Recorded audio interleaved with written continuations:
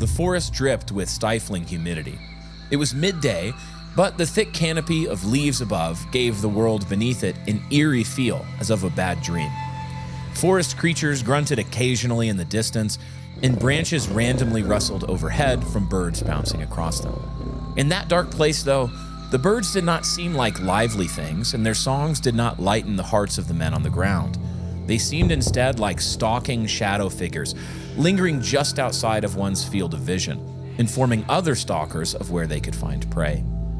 The men sat ragged and pouring sweat in the damp soil, 6 men all leaning back onto each other and facing outwards, rifles at the ready as always. They'd been hauling their rucks through the dense jungle for 2 days already, behind enemy lines and free from any spot where they could make safe contact with their outpost if they needed to. 6 men from the 101st Airborne. 6 men sent to die for their country in the black jungles of Vietnam. For all the tension that hung as an ever-present threat in the air, the forest then was peaceful for the men. But it was a deceptive peace, and they knew it, hence the tension.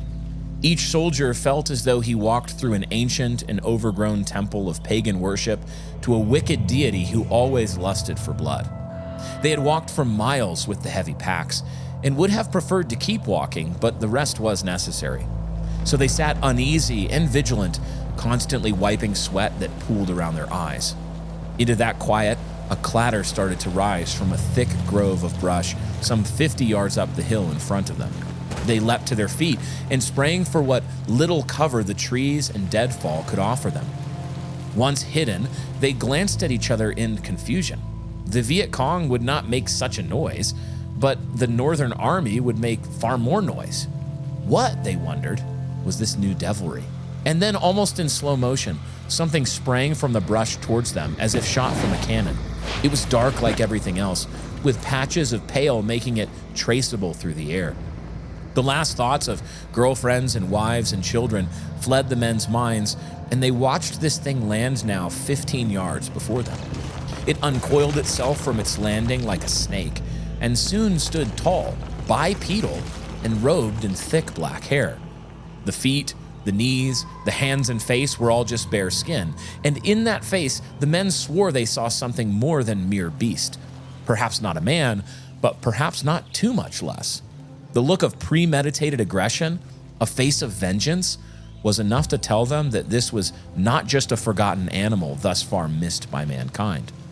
And as they each processed this in the moment, the sounds of choral whooping rang out from the darkness behind the creature, and more of the same things as this other one flew from the brush to join him in staring down the soldiers. What followed was the chaos of pure terror. Each man, seeing this team of foes for what it was that they had to be, standing before them, simultaneously formulated the same plan of action: open fire. Their rifles sang their rhythmic beating, and hot steel punched through the still air like a swarm of bees attacking these strange guests. Thuds of bullets hitting flesh joined the cacophony, and the beings began to flinch ever backwards in pain. They yelled and whooped more in high pitches, shrieks, and so the soldiers thought. Some of the creatures looked to his mate next to him with pitiful expressions, as if longing for pity and help. It was all too uncanny, too human, but yet not human enough. Still, despite the storm of bullets continuing to pour on them, none of the creatures fell. They merely seemed inconvenienced, comparatively, in the way a stubbed toe might inconvenience a toddler into thinking his life's journey is over. They retreated back into the thick and darkest parts of the forest as the gunfire ceased and echoed its last booms through the trees. All was especially quiet now.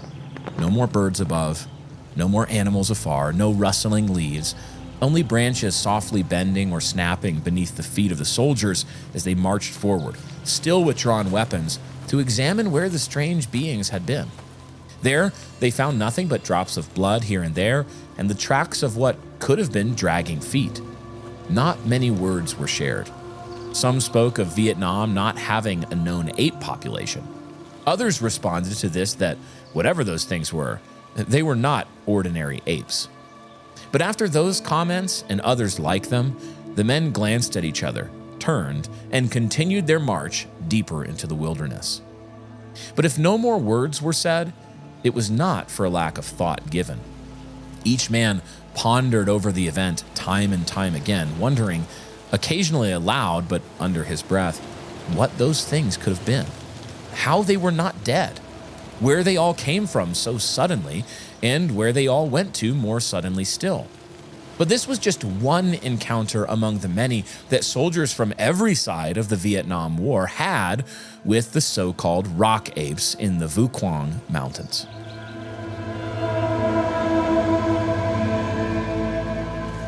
Those places in the world which lie far to the east tend to also lie in a conceptual place of shadow to us in the west.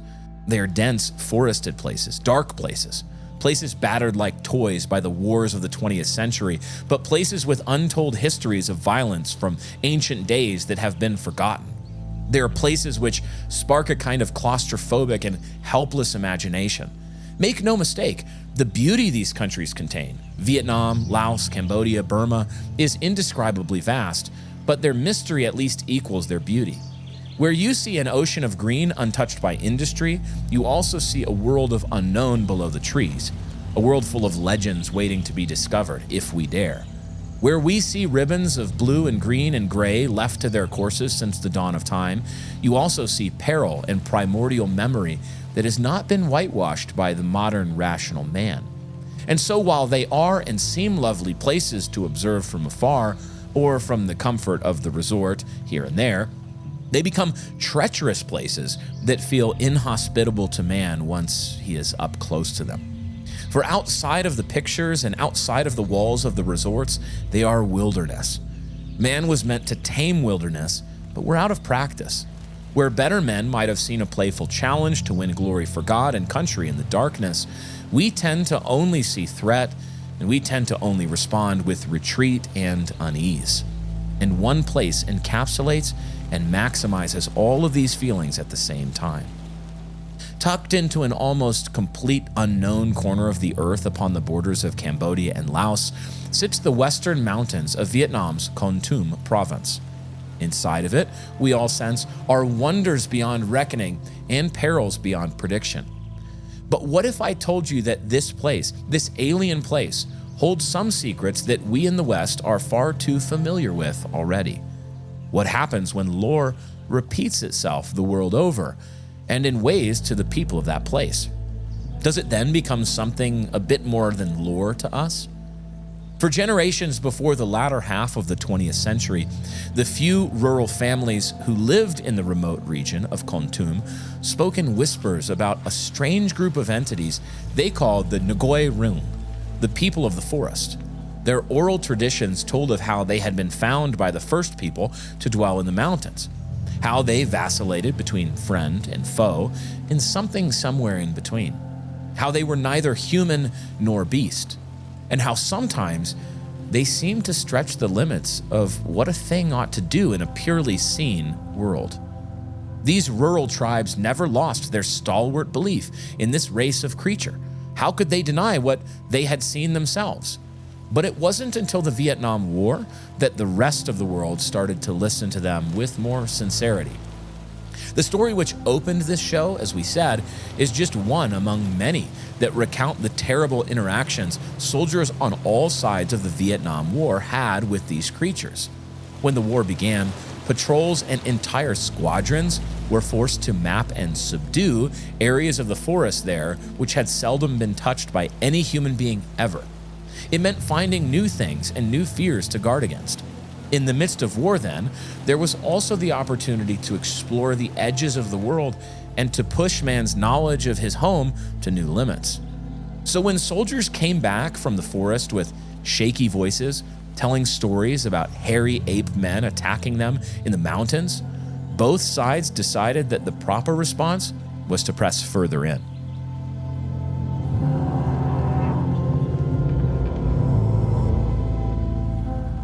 A professor named Voi Cu of the Vietnam National University was sent into the Kon Tum wild for an investigation with a small team to assist him. For days, they made slow progress through the dense growth, through rivers and over high ridgelines, looking for signs of the elusive Ngoi Ru. They never knew if they could do anything to attract the beasts. They never knew if maybe they were already being stalked by them, the entire time.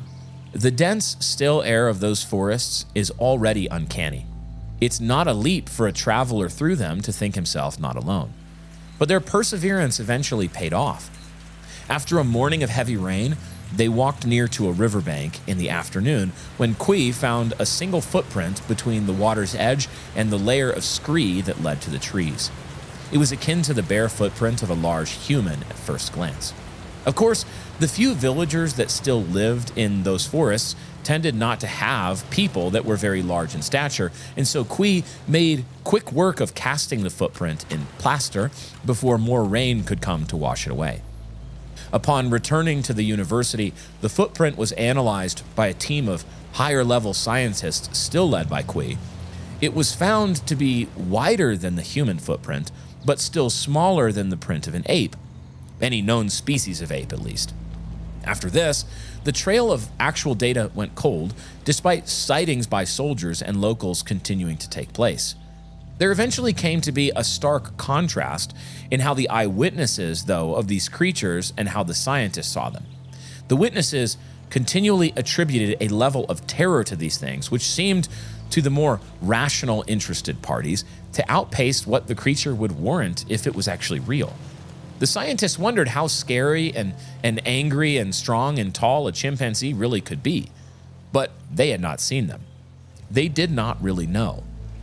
In 1982, more prints were discovered, and 10 years later, a man named John McKinnon discovered 3 new mammalian species in the mountains around Kontum.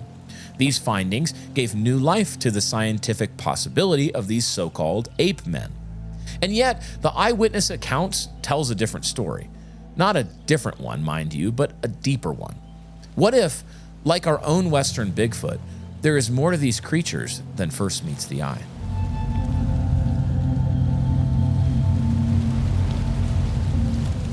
In December of 1964, an American PBR, that's a river patrol boat, sped through the glassy waters of the Mekong Valley in the fog of early morning. It was the Dawn Patrol, something the men were familiar with, but were not ever very excited about. The Mekong was like a house of mirrors in the morning fog. One could never tell how quick the next turn may come into view, or how fast the boat would have to stop at a dead end of some tributary delta. Additionally, the thick forest that began right at the water's edge, like the moon's albedo, could always be hiding a Viet Cong force ready for a breakfast fight. The men were therefore on high alert, with guns at the ready, and everything which seemed even slightly out of place caused at least one of the men to excitedly jerk his head toward it. A bird flying fast off a branch left bouncing, a fish topwater feeding, a swirling wind that gusted the fog before the boat into spirals like a portal drawing into some devilish world. All the while, the sun was still shrouded behind light gray clouds.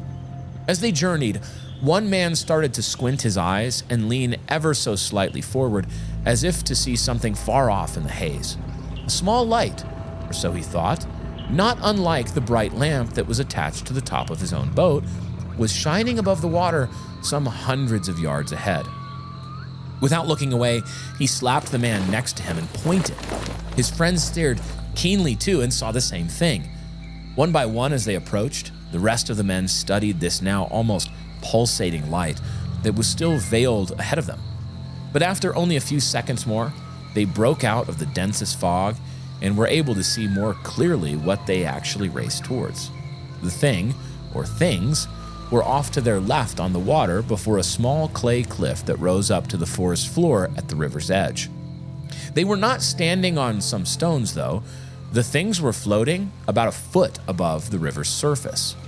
3 things, or beings, that appeared in the forms of hulking men between 7 and 8 feet tall, covered in thickly matted black hair everywhere save the face, hands, knees, and feet. They seemed to take little heed of the approaching American patrol, instead maintaining their posture of upright and pointed up towards the heavens in some sort of salutation. Their glow became brighter as the boat drifted closer, pulsing with increasing luminosity and blinding the men, forcing them to close or shield their eyes. What monsters were these? The men had already heard of the rock apes, but they had not heard of them flying and glowing and being quite as tall as these ones. Panicked, the men on the boat opened fire on the three creatures, finally forcing them to look in their direction. The bullets sliced through the lights and slammed hard into the fey flesh. The thumping sound of the impact between bullet and beast was almost surreal, like the meeting of metal that was less than real, absorbed into muscle that was somehow more than real, all encased in a sea of light, still pouring from the creatures that was thick like syrup and brilliantly golden. The creatures, apart from looking at the boat, merely flinched with each shot that hit them. Their flat faces showed no emotion, but their jewel-like eyes turned from mammalian to reptilian, sparkling with the new colors and turning upright in their sockets. The Americans took this for malice and kept firing at will, but nothing else happened. Finally, the soldiers stopped their attack and found, once the smoke cleared, that the beings still floated before them in the same aura of light. But then, as if marshaled by the thought of the creatures, they watched in horror as more of the same things, monsters, walked to the edge of the forest to see them. Everyone glowed like that first three. Everyone was at least a full head taller than the tallest man they had on the boat.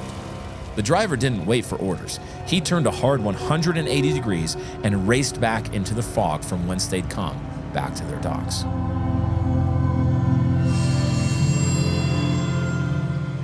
In the fall of 1967, deep inside the jungles on the eastern border of the Vietnamese DMZ, another six-man reconnaissance group began the end of their mission by turning near the border of Laos to head back west. Despite days in the deepest parts of the jungle, they had encountered no Viet Cong guerrillas or North Vietnamese special forces. Consequently, they felt relatively fresh for the return journey, still having plenty of rations remaining and no wounded men to tend to. Unfortunately, they felt too easy. They started the day early and plodded steadily through the trees, lashing through the undergrowth and pouring sweat that soaked deep into their heavy rucks. As the day wore on, the forest became more alive. Deafening bugs rattled their calls out from all over, and the canopy only made the sound echo again and again around them. This masked their own noisy marching, enough to have them walk up on a family of snub-nosed monkeys and later even a black bear. Both ran off right away, but it was shocking to the team that all six men had been able to see both marvels, animals that normally kept far out of the range of anyone, especially soldiers.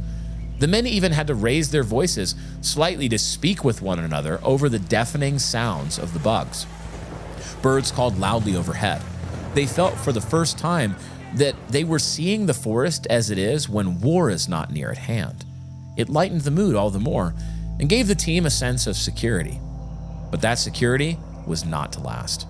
After crossing a river and walking another 100 yards or so into the ridge of the opposite bank, the entire jungle went eerily quiet in an instant. Gone were the bugs and birds.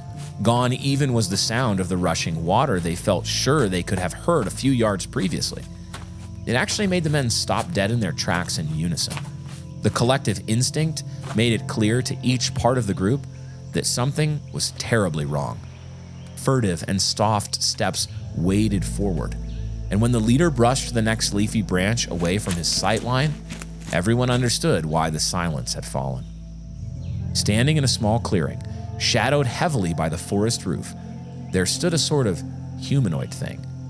It stood on two legs comfortably and held its face upturned to the sky, as if it alone could see the sun and blue and clouds beyond the black ceiling. When the final man stepped through the corridor of brush, the being slowly turned his face down to face the men. He was glowing a soft but incredibly rich, almost pastel gold. The light was coming from the thing, and it seemed as though bits of the light itself could be seen floating just off the hair that covered the creature like a sort of pixie dust. All six men marked the uncanny image before him. This 8-foot-tall hairy monster that looked like a man. The tall face stretched thin like taffy, with large beady black eyes at its top. But then the image faded into disarray. The leading man raised his rifle in a flash, and fired a single shot right at the surrealist's face, and all watched as the bullet ripped into the side of the creature's head, spraying a slimy and glowing blue blood onto the foliage around it. Yet the creature seemed unbothered.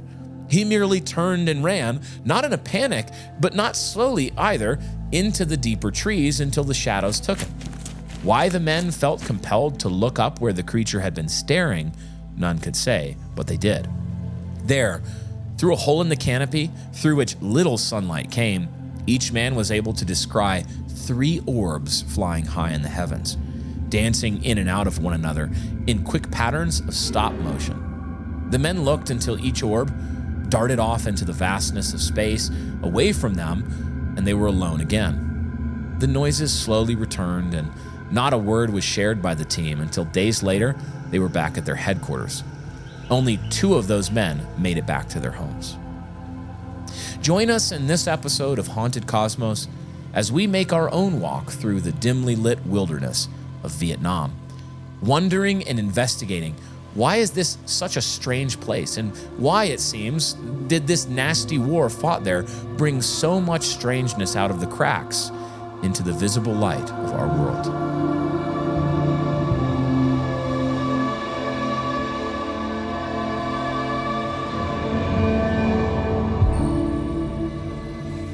Hey everybody, welcome to this episode of Haunted Cosmos season finale. Let's go. Season 4 finale. And what a freaking season finale. We got Vietnam, like spooky Vietnam. One of my favorite subjects. Weird stuff that happens in Vietnam. I don't know why it's that specific, but it legitimately is. I like it because it gives me the opportunity to say Nam as much as constantly. possible. When I was in Nam. Back in Nam. You know, my favorite thing, Ben, that this episode already taught me is that Americans' solution to almost any problem is shoot it in the face.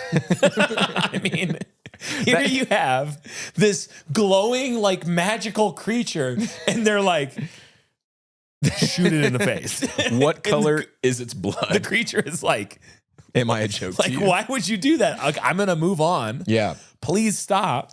Literally every time, in none of the stories did the rock apes do anything to them. Yeah, They just constantly shot them. Now, granted, in the first one, they did raise a bit of a ruckus. They scared them. They scared them. Let me be honest. I would have started blasting. And them grunts back in Nam, what are they going to do? They're used to like Viet Cong, flying from tree to tree or whatever they did with punji sticks in the tunnels. You know what they used to do with the punji sticks? I don't say it. What? No, pee on them. No, they would put their poop on them to make them poisonous.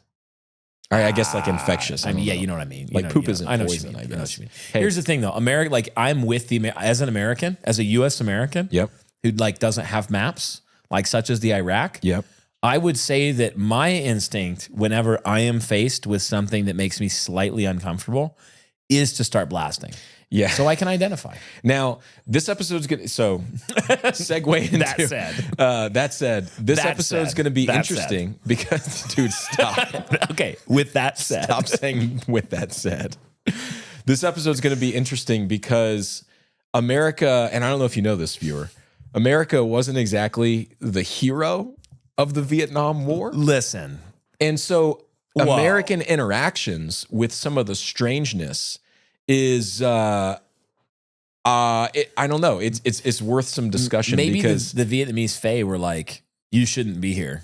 Legitimately, unironically, I did have that idea. I knew it. See, I knew that Ben had that thought. Yeah. Unironically. And so I wanted to vocalize it first. You know how I am about head it off. You know how I am about forests. I know how you are about the forest Fae protecting the land from invaders. Like, what do you think a rock ape is? Like, what about Lake Baikal? They glow. The swimmers. So that's what we're going to be talking about today. Yeah. Spooky Vietnam War with a specific eye towards how should we try to interpret, if these stories are true, how should we interpret them in their relationship to how they interact with America actually being there?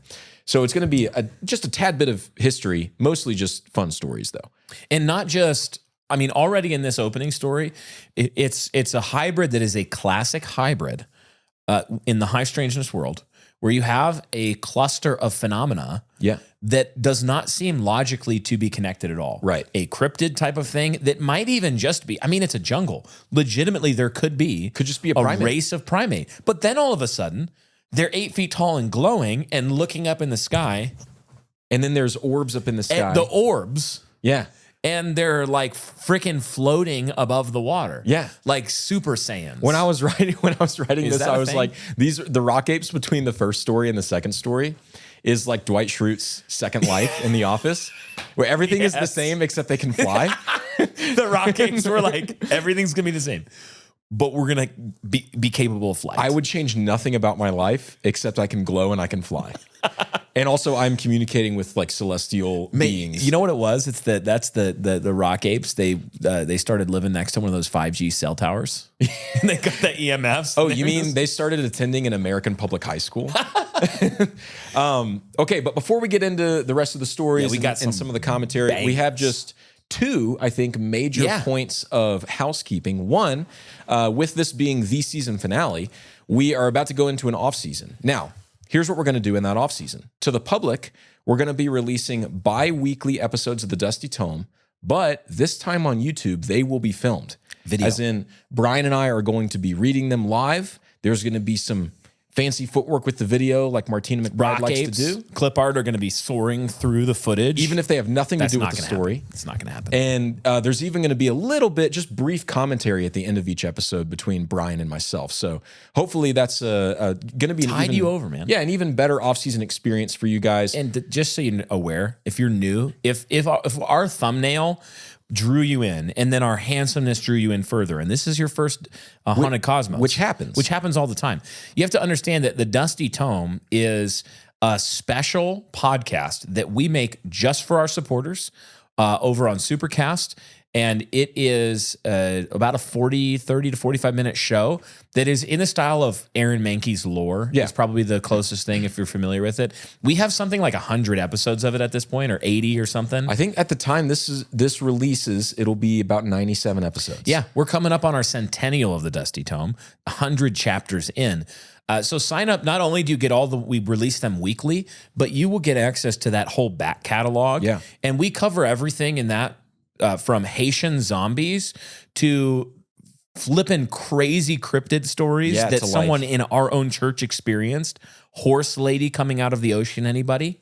That also with helicopters. That also then transformed into dude. It genuinely, I forget what episode that is. What crazy. Number? It's a crazy story. So sign up for the Dusty Tome, support the show, and Ben, explain why we are going to be making our supporter experience coming into this next season better than it has literally ever been in the history of mankind. And I'm talking ancient Persians, ancient Greeks, Roman Empire, Germanic pagans converting to Christianity, medieval Christianity, Renaissance, U.S. founding, all the way moon landing. Seriously, did it happen? All the way to today. It's like, in terms of storytelling, myth, art, Hesiod is at Homer, Virgil, Dante, us. A Haunted Cosmos above all of those. Hesiod walked so that we could run. Homer stumbled blindly running into things around so that we could walk normally without running into things. And yes, I am extraordinarily humble about this. Now, here's what we're going to do to make the supporter experience amazing. During the off season, we are going to produce an entire season of the Haunted Cosmos. In other words, you won't see episode 1 of season 5 until we are done with the entirety of season 5. And as we finish those episodes in the off season, we're going to be dropping them to our supporters, our top 2 levels of patron support on supercast.com. Well, hauntedcosmos.supercast.com? Supercast, yeah, I don't. Is that what it is? Haunted Cosmos? Martina McBride? Yes. Okay. Hauntedcosmos.supercast.com. It's going to appear floating right here. Yes. Thank you. So what that means is that the public will not see episode 1 of season 5 until our top 2 tiers of patron support at hauntedcosmos.supercast.com has access to all of the episodes. It's going to be a 7-episode season.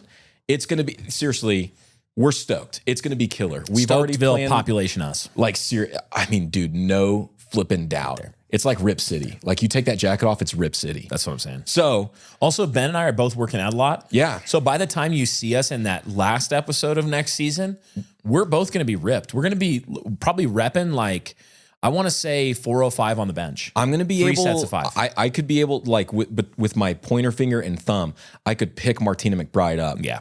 By the toe. Yeah. You know? I'm going to be able to. I won't do it. I'm going to be able to take a rock ape in each hand and force them to fly me places while holding on. Like an Iron Man suit. Like Iron Man. I've long believed this about myself, that if I really gave it my all, like gun to my head, laser beam toward Earth, I could do a backflip, a standing backflip. Yeah. I firmly believe that right now. 100%. At the end of season 5, we'll probably be doing it. I'll believe it even more. Hey, I just had a theory about the rock apes. That's our housekeeping. Coming back to our topic here.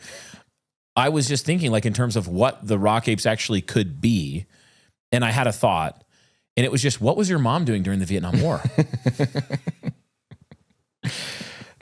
When did the Vietnam War start?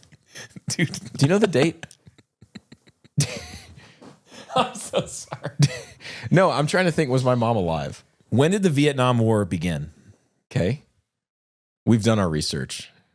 November 1st, 1955. All right. My mom was not born yet, but she was born by the time the Vietnam War ended, which was sometime in the late 60s, early April 70s. 30th, 1975. Okay, so mid-70s. Yeah. Anyway, my mom could have been there as a baby. Yeah, easily. So real quick, let's orient everybody. Like, this is a smooth transition, butter on a muffin. Let's orient everybody. Vietnam War, the reason that America's there is because we believe this theory of communist spread. Remember, during this time, it's Cold War.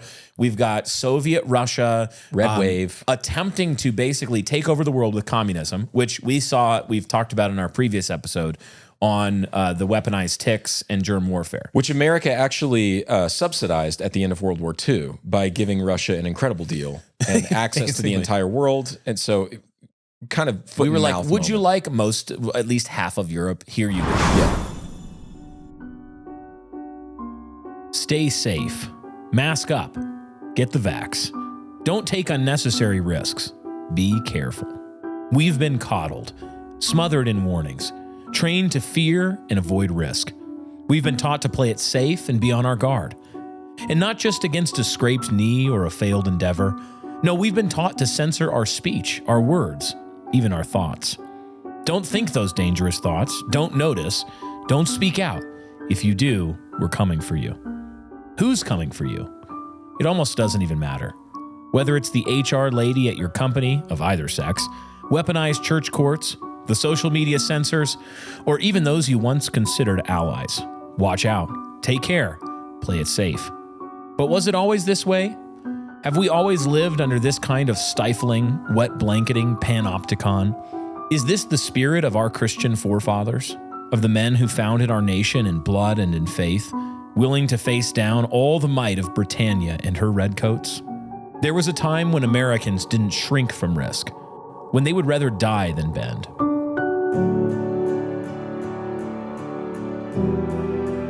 Our Christian forefathers knew what it was to draw the sword and throw away the scabbard. They knew what it was to set sail for the unknown. They defied tyrants. They built, explored, and dared great things. Who settled this land? Who built one of the greatest nations ever to be? Who settled the West and covered the continent from sea to sea with a Christian people?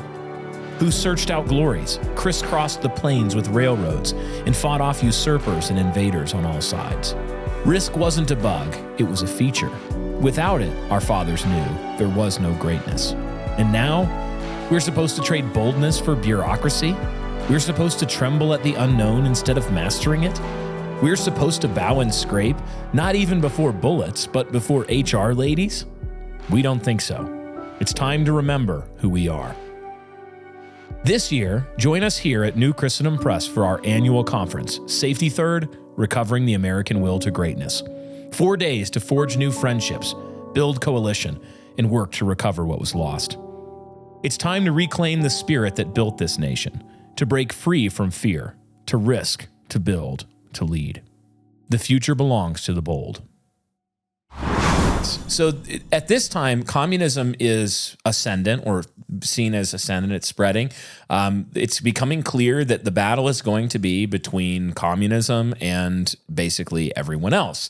And the communists are attempting to win many other countries around the world. So they got Cuba, they've got a bunch of Eastern European countries, and what they're trying to do is establish their communist utopias in Korea and then in Southeast Asia. Yep. So America believes this theory, or the American military leadership is persuaded of this theory of the domino effect, that if we allow enough of these small countries to become communist, there's going to be a foothold through the world. It's going to spread like a disease, and pretty soon, it's going to be America versus the rest of the world, and it's all communist. Yes.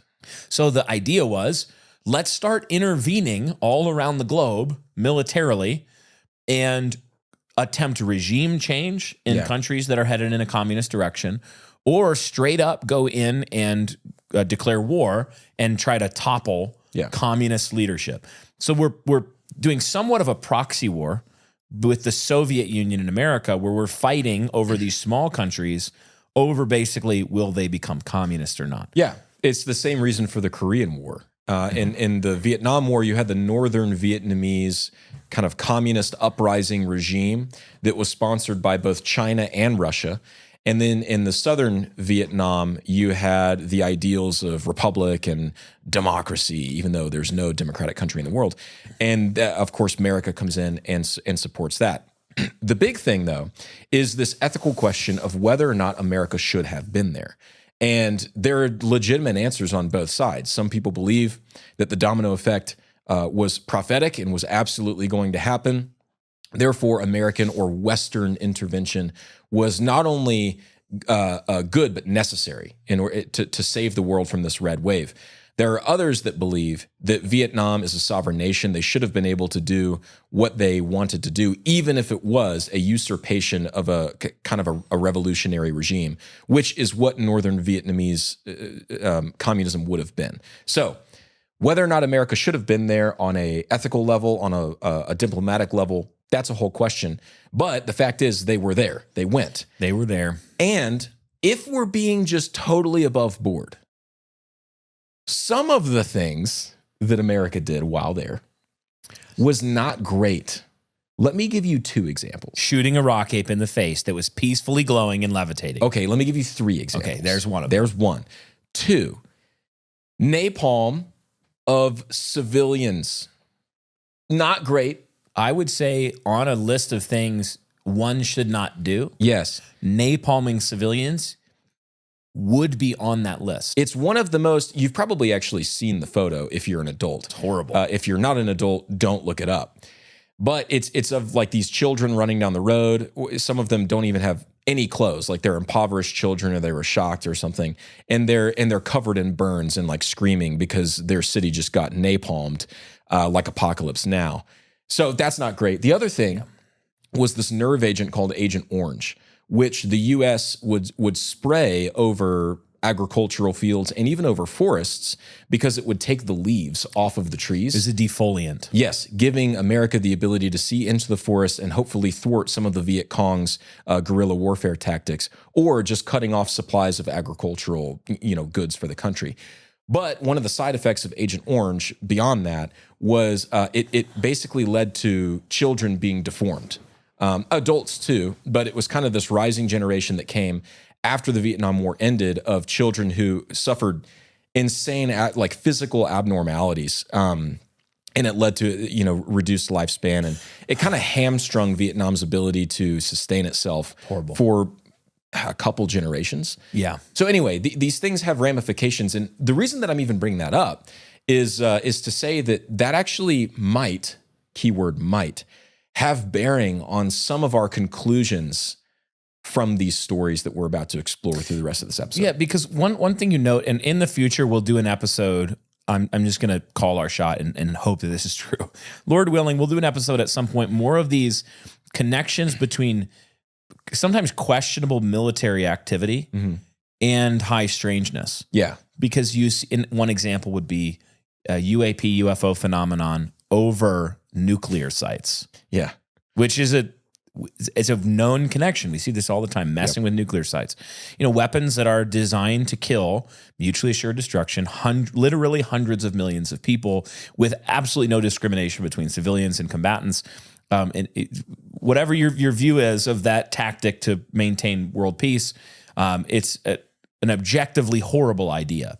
Yes. So but what you find is that when you have war and extreme human suffering, as you certainly had in the Vietnam War, often you get this inexplicable connection of just strange things cropping up. Yeah. And it makes us think, when we see that kind of thing, that the world is not just the scene, but that behind the raging of human warring and human conflict and thrones and dominions and rulers and kingdoms, and there are also spiritual forces that are at work behind these thrones and behind human activity, sometimes motivating them, sometimes running plays of deception in the midst of them, sometimes I think just glorying in the horror and the suffering of them, because the demonic world hates the image bearers of God. It hates humanity. It hates the good, the true, and the beautiful.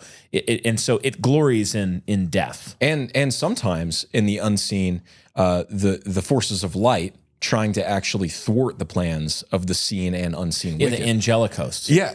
So some biblical examples of this is in Daniel 10, when the angel goes to Daniel and he says, well, I was stopped for 21 days or 14 days by the prince of Persia, which all commentators agree, Orthodox commentators agree, is a angelic or demonic, fallen angelic throne or dominion over Persia. In other words, it was a demon that was given leave to rule in an unseen way Persia as they rebelled against God. And then the archangel Michael had actually come and defeat the prince of Persia so that this angel could bring the vision to the prophet Daniel. Another good example of this type of thing being explicitly confirmed in scripture is Ezekiel 28, where the prophet Ezekiel is talking about, he's talking about Edom? Tyre. He's talking about Tyre. And he draws a distinction between the prince of Tyre, who appears in all senses to be the earthly ruler, and the king of Tyre, who is described as a cherub, who is walking in the garden, and some people think that this is actually Lucifer being given leave to rule over the kingdom of Tyre as they rebel against God. And then you also see this motif outside of Scripture play out in history as well, not in brute fact like a history textbook, but in the motifs of myth. Yeah. So the Iliad is the best example of this. The Iliad encapsulates in a single myth the human motif, the fallen human motif of war. The Iliad is the pinnacle of war. And what do we see all through the Iliad? Well, we see that the affairs of men are being perhaps not all the way governed, but interacted with. They're certainly intertwined. Yes. Yeah, in the same tapestry by the pantheon of fallen gods over both Greece and Troy. Yeah. And one of the things that we talk about often on the show is that that's not just a fictional story. There actually is something deeper going on. Yes. Whether it's all historically true or not, it's kind of beside the point. It reveals this understanding that we have as human beings, that there is always more than just what you can see and touch and feel. Yeah, the gods are at war in the wars of men. Yes. And when we say the gods, we don't mean capital G competing with the creator God who created all things through his son, Jesus Christ, but the lowercase g gods, these spiritual beings that demanded and often manipulated worship from fallen men and governed the affairs or intertwined themselves into the affairs of men. When men are warring, you often see gods at war as well. And when the gods are warring, you often see men at war as well. Yeah. So the question is something like, is Mars a real being? And yes. And our answer is yes. He is a real being. Is Moloch a real being? And the answer is, I believe, yes. Yeah. And now sometimes maybe these are the same beings pretending to be multiple characters. There's lots of things we don't know, but I think this is one of the things that we can discern as we read the scriptures. And of course, Christ has triumphed in his death, burial, resurrection, ascension, and enthronement, and is currently at work subduing the nations and all of their gods under his feet. God is making the world a footstool for the Son, and so demands that the nations kiss the Son. The kings of men, as well as the spiritual realities of the world, will all be made to kiss the Son, lest he be angry and they perish along the way. So the message of all of this, even rock apes in Vietnam, is repent of your sin and trust in the Lord Jesus Christ and be saved. Yeah, and I'll just say this is not really on topic per se, but if you want some good reading material on this, you can look at Athanasius on the Incarnation. So good. He talks a lot about this as an early church resource. And then also, surprisingly for some people, John Calvin. Yeah. In his commentary on the first book of Moses in Genesis and in Exodus, he exposits how a large population of the Reformed fathers, and therefore a lot of the scholastic medievals as well, saw the fallen angels being given a job by God nonetheless, and that job was to exercise tyrannical rule over wicked nations. You see this hinted at in even Psalms like Psalm 95, where it references God being the God above all gods, the great king above all gods. Psalm 82 is another resource for that as well. And then, spurts here and there in Leviticus and Exodus and Deuteronomy. Wow, 2 psalms that will be on the upcoming album, Awake the Dawn, by the musical artist Brian Sauvé. Wow. Be on the lookout. When is this episode releasing? In 2 weeks. 2 weeks from today, so March 5th. March 5th. Thanks, it Mark. won't quite be out yet, but keep your eye out for Awake to... Seriously. When does it come out? I don't have a date yet, but probably mid-March-ish. Okay, that's super helpful. Yeah, coming out real close. It's going to include include settings of Psalm 82, Psalm 95, Psalm 37, 111, Psalm 108, Psalm 112, Psalm 43, Psalm...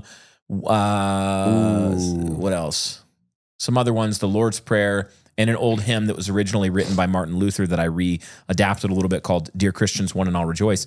But legitimately, this is one of the reasons I love singing the Psalms. We sing Psalms in 4 parts in our church every Sunday, is because this stuff, these themes, are scattered throughout the Bible, but they are especially present in the Psalms. And it reminds you of what Paul's talking about in Ephesians 6. Yeah. That we wrestle not, this is the thing. Paul says, I was thinking about this yesterday. Ben, I wanted to talk to you about something. I'm concerned about you. What are you concerned about? Every time I see you, you have more and more Indigo Sundries products. I feel like you're overdoing it. Dude, give me one example. Dude, this is exactly what I'm talking about. Do you see, where did you even get this from? What's the problem with having some soap on hand? Ben, we're at work right now.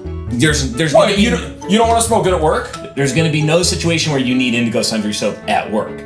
Have you ever gotten sweaty in this basement? Dude, yes. Every time we're filming, I look at you and I go, he's so handsome. Well then you're gonna need some soap so that you don't smell as bad. Do you see what's happening to you? How are you even? Do you have fairies that give you this? Dude, what are you talking about? Have you partnered with the Fae? No! I'm a stone cold Christian who likes soap. Dude, wait. Is that calendula? Oh, not so mad about it now, are you? They make liquid soap now? You didn't know that? Dude, I didn't know that. Well, they're a sponsor of the show. You should know that. I have duties and responsibilities. Not all of us can just be Indigo Sundry Maxing all the time. Okay, well, since you didn't know that, I'm assuming you also didn't know that if you use their subscription plan, you'll get 10% off of your order. 10% off? 10% off? Of their already great prices? I'm telling you. Are you kidding me?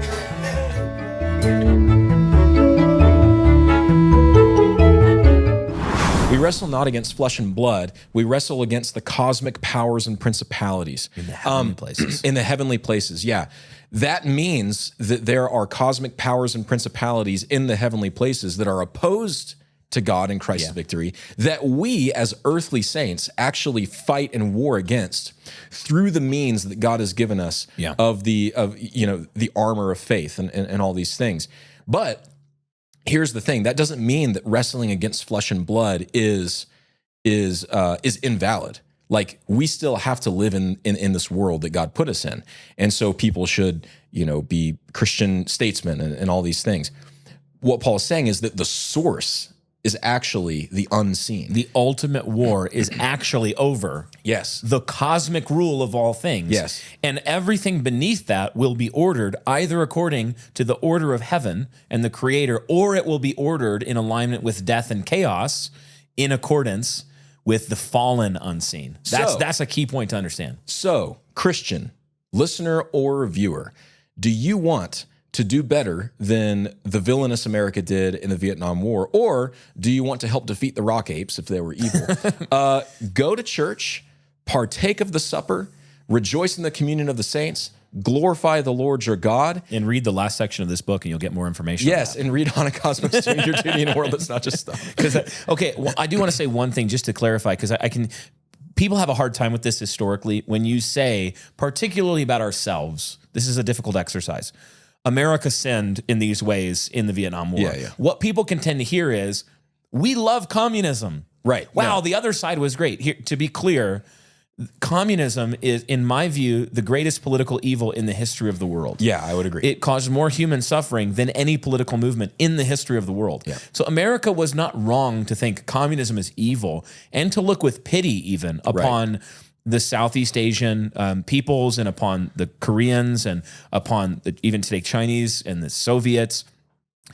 Most of the people involved under the Iron Curtain of communism were victims. Yes. Even though they were brainwashed and politically brainwashed to believe that they were basically striving for utopia. Yeah, like These were freedom fight, anti-Christ, anti-God. Read Solzhenitsyn and you'll understand how evil communism was. Yep. So the point isn't like, yay, communism, oh, America stinks.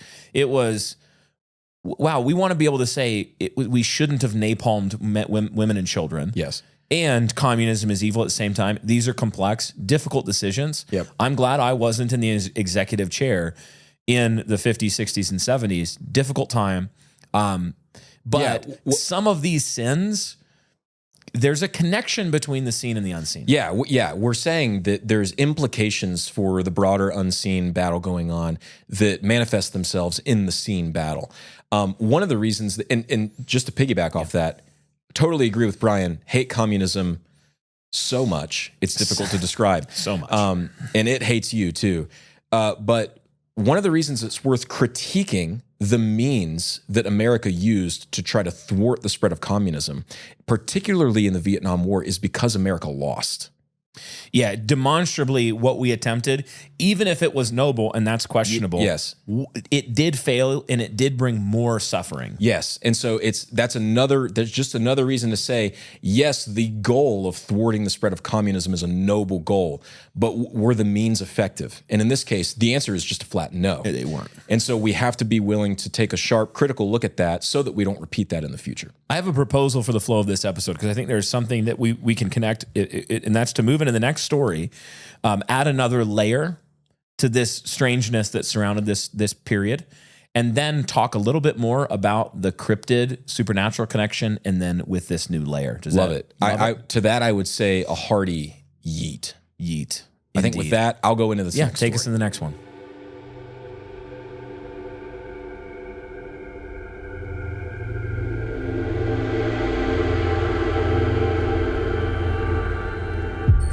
Beginning in 1954, the United States tested and flew its first truly high-altitude reconnaissance missions using the U-2. Before the U-2, commercial jets would cruise between 10 and 20,000 feet, and recon missions, flown by the B-47, would hardly ever break a 40,000-foot ceiling. But once the U-2 went up to 60,000 feet to cruise for hours and hours on end, things began to change. Yes, other denominations of aircraft, such as commercial liners, started to fly higher, but more esoteric things changed as well. You see, beginning in 1947, the U.S. Air Force embarked on an effort called Project Blue Book. The project was intended to receive and analyze claims of UFO sightings from government agencies and even individuals with compelling stories. For the first handful of years of its existence, Blue Book, with a few exceptions, didn't produce anything particularly exciting or unexplained. But then the U-2 started flying, and as we said, everything changed. Once in that region of 60,000 or so feet, the heavens came alive. Pilots started feeding account after account to Blue Book of totally anomalous aerial phenomena. Once the floodgates of U-2's missions opened, they never closed. Thousands of Blue Book's most compelling accounts came courtesy of U-2 pilots up to the project's closure in 1969. Indeed, at the time of its closure, Blue Book had recorded over 12,000 UFO sightings cases, and it still had over 700 of those that remained unanswered and, importantly, unanswerable. The sky is a myth in itself, one teeming with something too close to what we call life to be described by any other word. And when the proverbial swords and shields of men and their nations clash, the signs tell us that the sky becomes even more alive still. That is, if the stories are to be believed. On January 6, 1969, an American Army command base in Da Nang was working tirelessly to coordinate ground defense of the Chu Lai sector about 40 miles east of them at the coast of the Pacific. The command base was receiving an almost constant stream of observation reports from a system of observation towers around the area that were tasked with noticing any threat to the Chu Lai defenses trying to come from the air. Of course, these reports are largely uninteresting to us today, since they were either of no importance whatsoever or were quickly dealt with by the Americans. There is one report, however, that defied explanation then and has continued to defy explanation to this day. At 1:52 a.m., a report came in which read the following: Tower 72 reports object flying into their area about 700 meters in front of them. Object came in slow and landed. When object moves, it has a glowing light. It is about 15 to 20 feet across. It is shaped like a big egg. Control tower reports their data did not pick anything up. Object also does not seem to have any sound to it when it moves. The only follow-up action reported was to notify the duty officer of the anomaly, but the trail abruptly ends after that. Just imagine it, coasting in over the waters of the ocean and into the mainland of Vietnam. An object, emitting a glowing type of light from within itself, landed silently before also taking off and away again, also silently. All of this while also being shaped like a big egg. No known aircraft from any major country fits anywhere close to this description, and all attempts at other conventional explanations fell flat the moment they were put forward. Tracer rounds and flares can be described as glowing, but neither really land. A flare may appear to float to the ground, but it then will definitely never take off again. What's more, neither of these things are egg-shaped and neither of them are 15 to 20 feet wide. Apart from that, some have wondered if the sighting may have been a drug-induced vision from a soldier, but the observation towers were manned by at least 2 soldiers at all times. The odds of 2 soldiers being on drugs and hallucinating the same thing are virtually non-existent, hence the remaining mystery. In the spring season of 1968, Marines stationed near the Vietnamese DMZ became acquainted with a UFO of another sort. Almost every night, these Marines reported seeing hovering orbs of light that weaved in and out of one another north of the DMZ, and even out into the ocean near to the coast of Tiger Island far to the east.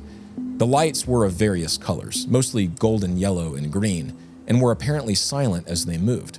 Of course, the initial guess was that these orbs were the lights attached to helicopters running supplies and munitions between the island and the mainland for the northern Vietnamese army. But it's not so simple. For starters, the motion of the orbs was entirely erratic on the surface, but the motion was also impossible. Turns on a dime, flashes of speed in one direction followed by what would be a breakneck stop and continuation in the opposite. Lights would fly far into the dark night in a flash, only to disappear or almost dissolve into the black. But moments or minutes later, the same light that vanished would come back from the same point they dissolved into. It was as if the strange things, maybe even strange beings, were walking back through a door or portal in the atmosphere. Multiple reconnaissance missions flown during the day came back with no findings of helicopters or helipads anywhere near the areas where the lights were seen. What's more, the intelligence apparatus for the American Army at the time knew that northern Vietnam had very few helicopters to begin with. The Soviets had given them a handful, and those were known to be stationed far away at the Ho Chi Minh Trail in Laos. Others also wondered, at a much more basic level, why, if they were merely helicopters, they'd be flying with their lights on, right next to the line of American and Southern Vietnamese forces. It would mean giving away their operations and making themselves into potential targets for really no benefit at all. Ultimately, the mystery unearthed by the Marines went unsolved then and still is unsolved today. Most settled for the explanation that it was either a strange form of St. Elmo's fire or something perhaps less conventional. Some wondered if unseen forces were signaling something to both sides of the conflict near the DMZ.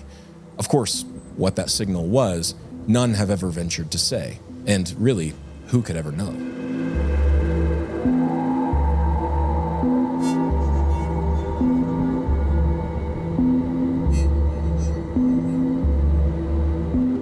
First of all, crazy. Yeah. But what this makes me wonder about is in the days of advanced satellite imaging capabilities, where we have incredible technology, low altitude, high altitude satellites that are capturing continuous imagery, probably with capabilities that are still classified that we don't know about. How much more of this stuff is there than what we know about? Yeah, like how much are we not hearing? There's got to be a lot. This is why disclosure is such a big topic right Yeah. now. I mean, you have whistleblowers that are coming out periodically that are hinting at how much we don't know. And even a few, starting a few years ago, the CIA was releasing videos of Tic Tacs and stuff like that over in the Navy, over Navy destroyers. Yeah. It really does make you wonder, though, especially when we've already said on this show that we believe it's entirely possible and, in fact, probable that the government is in contact with extraterrestrial beings that are just actually demonic and posing as that. Yes. And so one would expect that we have seen a lot and maybe even have toyed with some of the technology. Yeah. I think that there are probably men in government, probably in more of deep state, unelected bureaucrat type of roles within both the military and the military industrial complex world that are in contact with some of these beings and who are attempting to stage manage some sort of disclosure, but not realizing that they're the ones being stage managed by what are actually supernatural beings, not extraterrestrial beings from another planet traveling here with advanced technology, but actually spiritual beings that are actually attempting to deceive. Yeah. And one of the things that you see over and over in these conversations is that government officials have speculated endlessly where they're worried about what it would do to the spiritual, to the religious communities of the nations if they had disclosure of these things. So there's theories that people have slowed down disclosure because, it would cause chaos and it would, upend the religious landscape of the world. And I'm like, you're partly right, but you don't realize that you're actually being deceived to attempt to do that very thing from some of these. See our published works. It's like it's like that hideous strength. It's all there in that hideous strength. It's all in that hideous. But there really is another layer to it because Lewis, that story is so localized that it doesn't really deal with as much with the religious implications that the NICE are trying to anticipate. Two good movies about this are Contact and Arrival. I haven't seen them. You haven't seen either of those? I'm not a big movie watcher. You would really like Arrival, I think, genuinely. It's a great movie.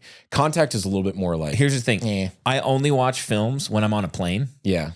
And I only exclusively use the terrible headphones they give you for free with the little screen. Yeah. So that's literally the only way I ever see movies. That's I get great. about 30% of the movie because the headphones are so bad that you almost can't hear what's happening. Yeah.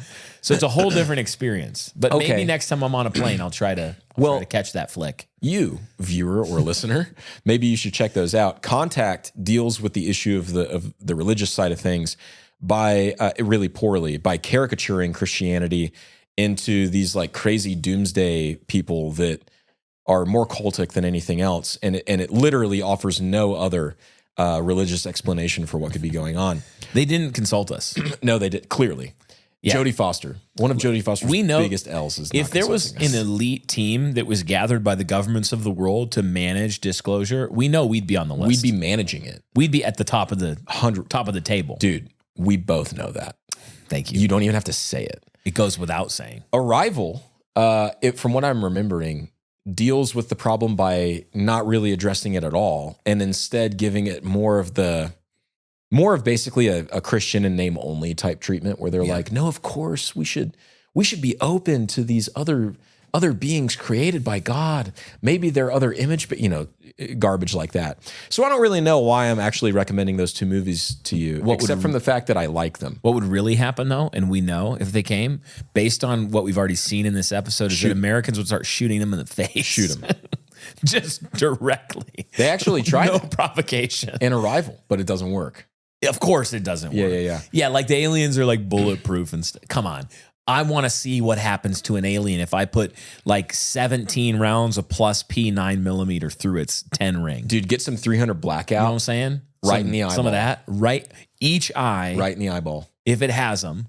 It does. Its thin little mouth. Hey, it's got that big head. What do you think about big this? Big old target. What do you think about this? Sniper's dream. So, one of the things that we've seen more, and probably a lot of hoaxes, maybe all hoaxes, is kind of image capturing UFOs on social media. People who live in wherever there's turmoil are looking up in the sky and they're like, wow, there's this weird thing. Could it be angels? I think some of it's angels. Yeah, like we want to be clear. We're not ruling out the possibility that sometimes a UFO, especially ones that are just kind of there, and they're not like abducting people and sending a message that is clearly contrary to the scriptures, could actually be a herald of the heavens warning people of woe or judgment to come as a reminder. I mean, seriously, think of where we live. We live in an apostate West. We've never lived in a post-apostasy world before in the New Testament era. And so it's worth wondering what could be being sent to us as messages when we were a Christian people, a Christian nation that are falling away and have fallen away. I mean, we see prophetic heralds and even angelic heralds. Look at Ezekiel to the nation of Israel when they apostatized in the Old Testament. So true, King. So anyway, it just as a possibility. Okay, I want to connect a few dots here. First of all, so true, King. Secondly, I want to connect a few dots here between phenomena. We've got, tell me if this reminds you of anything, okay? Dude, it doesn't. We've got weird bipedal, hairy, tall, ape-like creatures. Yes. Who impart a feeling of dread to people who see them. Sometimes have weird, glowy, floaty powers. Yes. Are associated with and seem to be in league with? Question mark? Orbs? Orbies? And then you get a high degree of UFO, UAP activity. Dr. Thomas Winterton and I went down to the jungles of Vietnam. Thomas Winterton and I we went to the Mesa. Went over to Mesa in Nam, but we couldn't see anything through the trees. Can you imagine if Dragon were there when he saw those rock apes? First of all, those stories, any of them could have been Dragon. He would have said, no digging. He would have said, not today. He would have said, anywhere that America is digging right now, stop it. He's like, were you guys digging before these apes showed up? And then he would have a change of heart and he'd be like, at all costs, we have to dig. Within one season. If y'all haven't seen The Secret of Skinwalker Ranch, then this reference is entirely lost on you. And we apologize. We would like to accept the acceptance of the invitation that we are now issuing to Brandon Fugel to come on our show. For like the fifth time. Let us interview you. Our people will call your people, but let's just say that maybe our people don't know how to get in touch with your people. So have your people call our people. Yeah. Okay. Yeah. I imagine that if Brandon wanted to get in touch with me, he could find a way.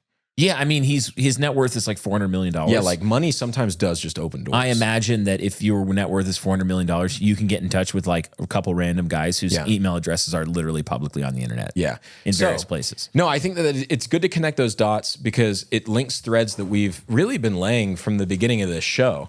And I think part of what the conviction that I'm coming to is the more of these kind of coat hanger, strange events, UFOs, Faeries, because that's of course what the rock apes are, and other supernatural activity that we'll get to, and then other kind of maybe not unseen, but just uncanny stuff that we'll talk about in the following story.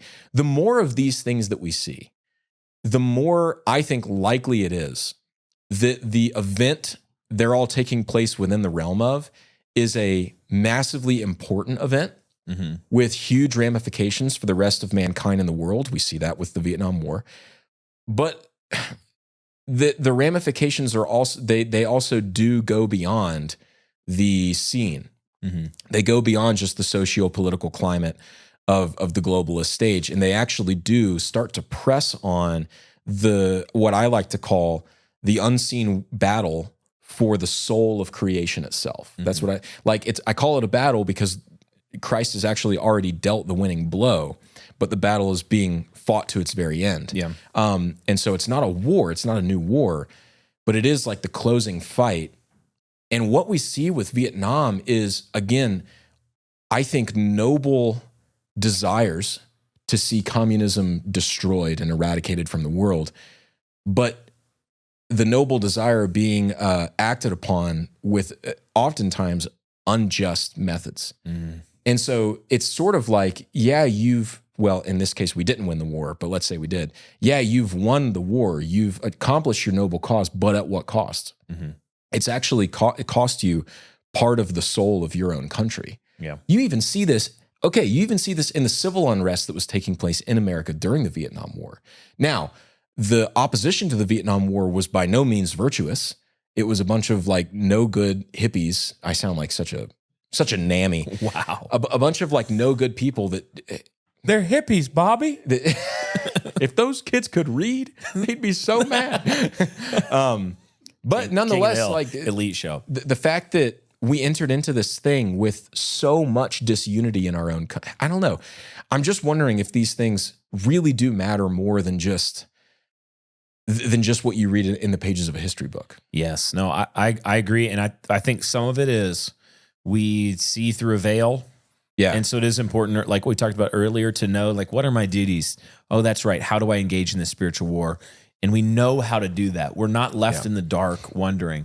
But then at the same time, being able to see through the plots and not be shifted from the sure foundation because of all of this roiling, like, wow, what if this extraterrestrial theory, what if it's really going to all of a sudden upend everything we know and it's going to turn out like materialist cope? Yeah, no, indeed. See through the plan. I think we should go to the next story because it's going to bring in, this one's fascinating to me. I think in the connection between the strangeness, but also like the human psyche. Yeah. And it's just I don't even know where to fit this one in categorically, but it's just a wild story from this period. Yeah, just to tease it. I mean, is it pure human psychology and psychosis? Is it possession or demonic manipulation? Yeah. Are those things oftentimes overlapping with each other? We don't know. Maybe those are questions we'll explore. Tell us in the comments.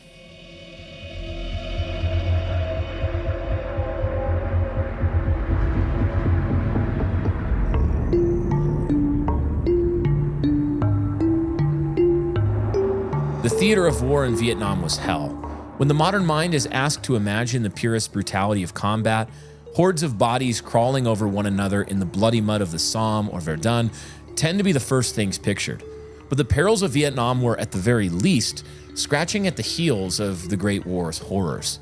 Admittedly, though, the perils of the jungle were of a very different type. The flashing red of burning napalm against the leaves of green, trap doors with layers of feces-caked punji sticks hidden beneath them, tight tunnels men of both sides were forced to crawl through, both sides praying they would find nothing within. All of these dark things and many more were an everyday occurrence at the height of that nearly forgotten war in Southeast Asia. The legion of terrible things experienced collectively, almost as a lived myth, by the generation of men in World War I, were distilled into individual fear, unspeakable dread of what may be behind the next tree for the frontline soldiers in Vietnam. The psychological damage it caused to the men, sometimes even before said man saw any of the terror for himself, was a weapon perhaps neither side fully anticipated the strength of. Pure fear. Apprehension the world over.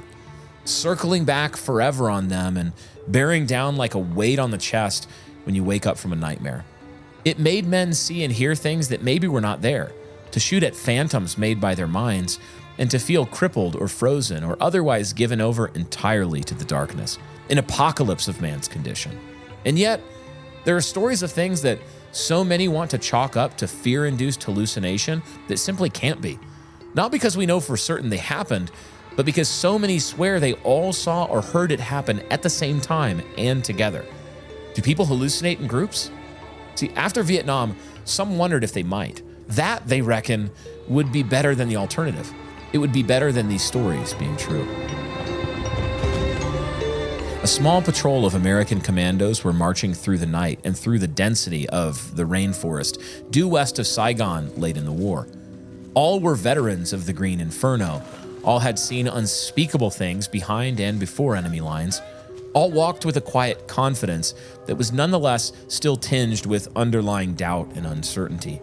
Their faces, painted brown and dark green with grease, contrasted sharply with their white eyes like headlamps in the moonless night, but they dared not close their eyes. They hardly liked to blink. They were deep in the territory of what the intel told them was a labyrinth of Viet Cong tunnels. Every drop of rain on the leaves felt like a threat. Every larger drop that rolled off of larger leaves above and on to the pudding mud before them was miniature alarm to whoever was closest to it.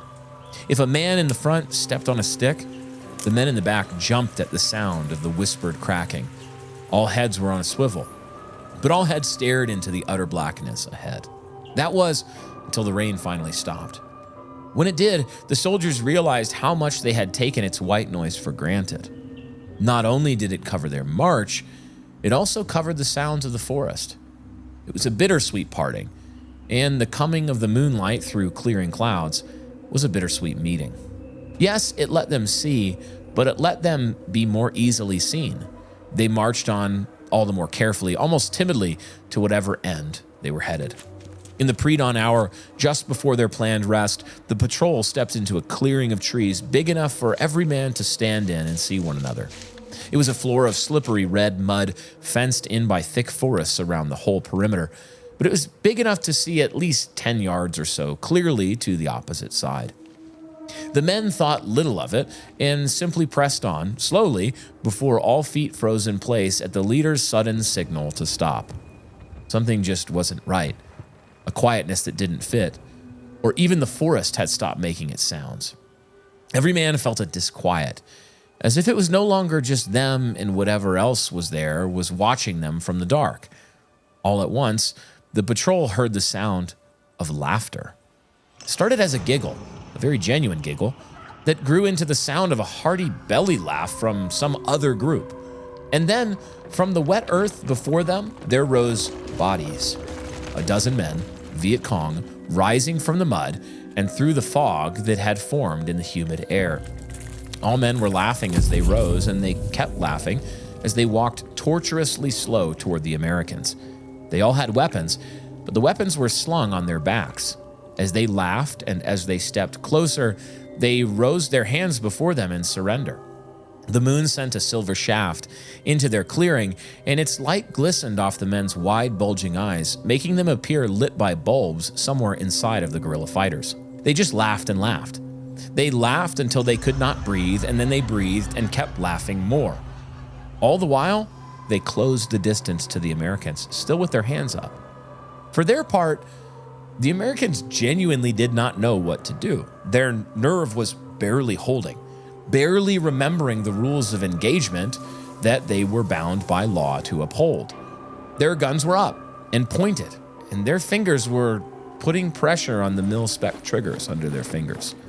The dozen Viet Cong shuffled forward until each stood right in front of an enemy man, and they just stood there, laughing hysterically, hands raised up, and refusing to even blink.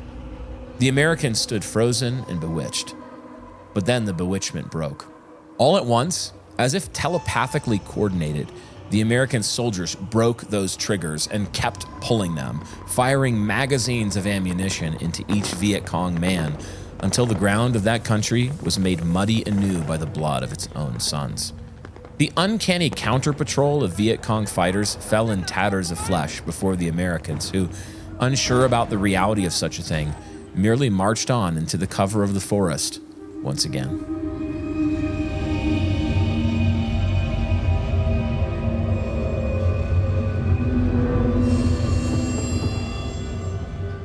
So that's pretty crazy.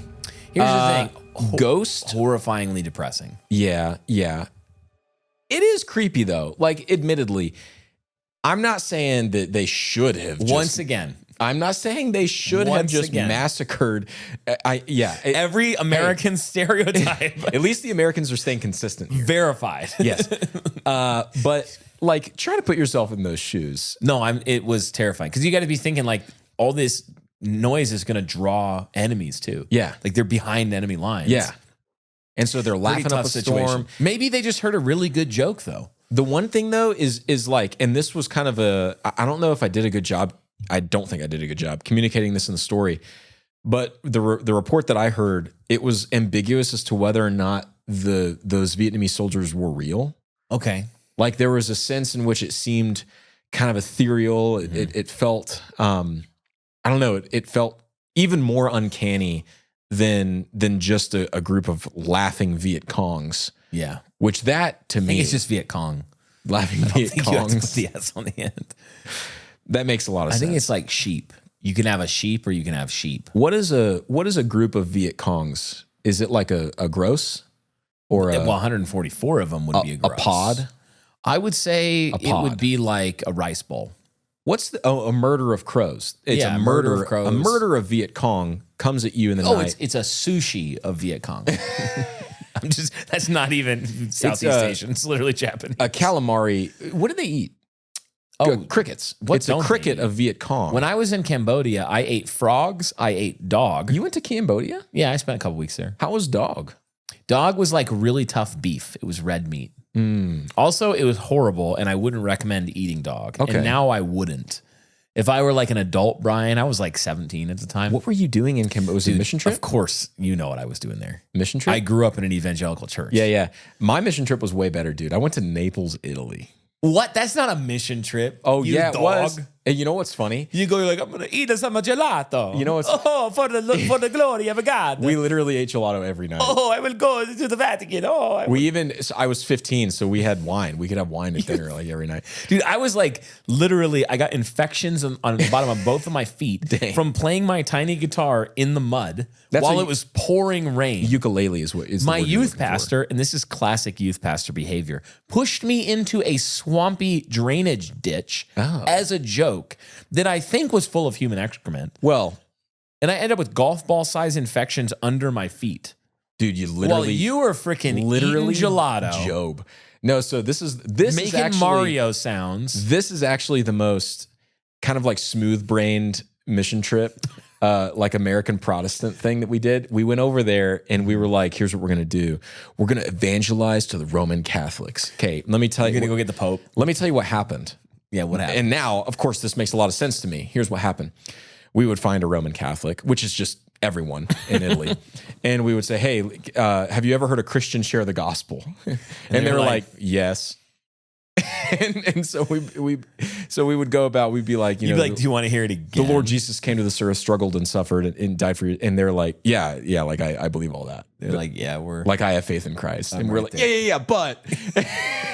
So I was like, They send high schoolers out to do this. Yeah. Like that's a good idea. what they shouldn't have done is that. But you got to go to Italy. What they should have done is said, we're going to go have some, maybe we'll call it internecine dialogue because we all affirm the ecumenical creeds with the Roman Catholics, in which case high schoolers are not the ones to send. No. Dude, But I did get to go to Rome for a day. And let me tell you something. If you've never been to Rome, it's way better than you think. Like, very cool. One of the cleanest capital cities, unbelievable history. It was beautiful. Yeah. when I was in Italy, I drifted out to sea. Really? Yeah. You went in to a Italy? rubber dinghy. Yeah, I went to Italy. I went to like 12 or 13 countries in Europe before we moved from England to Utah. It's crazy, actually. You can track Brian's travels and see that right when he leaves a country, it begins an immediate decline. Yeah. Yeah, it's crazy. It lost its greatest jewel. You're the secret. Anyway, Thank back you to for noticing. Vietnamese horrors. Beyond comprehension. Wow. Thank you for listening to that. Also, I really don't know what to make of this story other than war sucks. And maybe those people were out of their minds. Maybe, I don't know. What do you think? I mean, yeah, I think they were out of their minds. I also think a lot of the American soldiers were out of their minds for obvious. Like halfway gone. Yeah, like we know that because they came back and there was a huge problem with that. But if what we've been kind of positing is true, that there's oftentimes unseen forces at play in these all the time, but especially in these huge, terrible events, then demonic influence is not out of the question. I have a theory. They weren't real. Dude. Demonic apparitions calculated to force the Americans to do something horrible as psychological warfare against their souls. Dang. You see what I'm saying? Dog. You see what I'm saying? Dog and maid dog. This is a mind tuned by 50 episodes of Haunted Cosmos to be perfectly prepared to speculate about weird Vietnamese incidents. This is the 40th episode of Haunted Cosmos. I don't even know how many episodes I've done. That's how many. That's how many. That's how many deep I am. So that's just another kind of wrinkle to this whole story. But as we go into the close, This is the craziest one. There's actually, I think, a discussion that we should front load the close with. Yeah. Which is, spoiler alert, the close is a ghost story. Yeah. What happens? I just slammed the mic into my face. Calm down. What happens when there's an apparent ghost encounter, but literally only good comes of it? Here's the thing I want you to ask yourself as you listen to this story. Could the Roman soldier be an angel?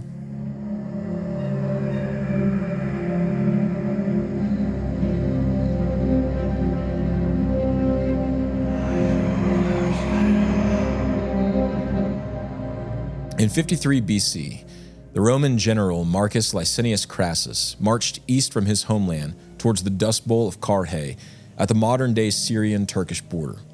With him marched legions of Roman soldiers, killing machines, 42,000 strong. And the foe poised to meet him in Carrhae was a force of 10,000 Parthians, 6,000 of whom were horse archers, led by the dreaded Parthian commander Serena. The Parthians, having the advantage in desert warfare, drew the Romans into an ancient floodplain where they would be fully exposed with no high ground to press their advantage of quick mobility and formation change. The legions, used to decisive victories over Gauls in the Black Forest of Germany, were themselves decisively slaughtered by the Parthians. Over against minimal loss from Serena's army, Crassus witnessed the killing of 20,000 of his men, the capture of another 10,000, and the flight of 12,000 more back to Rome. In the midst of the defeat, Crassus appealed himself to the statesmanship of Serena and sued for terms of peace. The Roman triumvirate was so desperate for a stop to the carnage, he mounted up and rode himself to the feet of Serena to parley. Serena, however, would have none of it. He bound the Roman general in chains, and in a twist of irony for the richest man in Rome, poured molten gold down Crassus's throat until he died of drowning and burning. Which came first is lost to history. The general's death marked the end of Rome's first triumvirate and led to the eventual civil war between Caesar and Pompey that ended Rome's republic and began her empire. But that's the story for another day. What concerns us is the fate of the 12,000 legionnaires captured alive by Serena after the battle. For a long time, nobody really knew what came of them. Most assumed they went to live lives of exilic servitude in all regions of Parthia, where they withered away and died hopeless and homeless. However, their fate does not appear to have been so simple. Reports within the Parthian government later emerged, which told of how the 10,000 Romans had all been taken to live on the far eastern border of the Parthian Empire, near to the Ganges River in modern-day India. However, some believe that the strange city of exile given to the soldiers went even further east, into China, and even Vietnam. Circa 36 BC, reports from the Han dynasty of China tell of a tribe of mountain-dwelling and battle-hardened mercenaries. The Han referred to their dwelling place as Li Jian, a word very phonetically similar to legion. These mercenaries wore armor akin to Rome and fought in what they called the fish scale formations that could be referring to the Roman testudo formation. Eventually, the Chinese became so impressed with the resilience of this band of mountain dwellers, they invited them to become an official part of their own empire. The mercenaries allegedly accepted, and after this, some tribes in China started producing offspring with features more alike to European men than to their own Far Eastern population. All of this is simply to prove the possibility of Roman legions being long-term inhabitants of the world east of the Great Mountains in the Hindu Kush. Maybe Rome left its mark even on the coast of the South China Sea in Vietnam. Maybe that forest, so old and unknown to the West, was first trod by the West long before the Americans came to know it.